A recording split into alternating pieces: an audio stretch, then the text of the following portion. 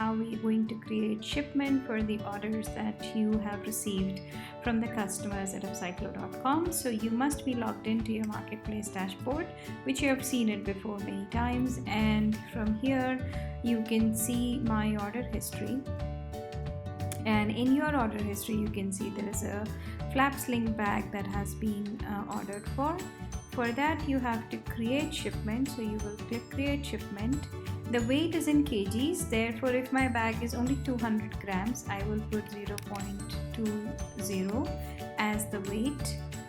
The bag package width in centimeter, height in centimeter, and length in centimeter. So the bag is as wide as 6 centimeters, the height is about 2 centimeters, and the length is about 10, and I will just say submit. So if you can see, it's processing and the order is created.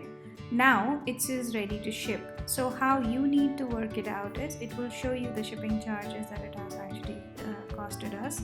But again, that is something the customer would have already paid us for, so therefore we will go and see a view order, or you can cancel shipment from here if you don't want, or if you have created by mistake, and then you can track the shipment and generate the label. So what I would like you to do is, how do you generate the label?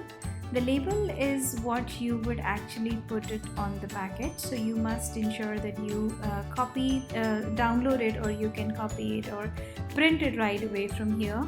So you can use the print option and just print it.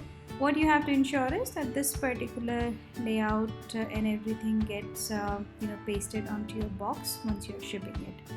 Right, so that's it about how to create shipment, and you can track shipment once it is being picked up. You will see that this particular process keeps changing over the period of time.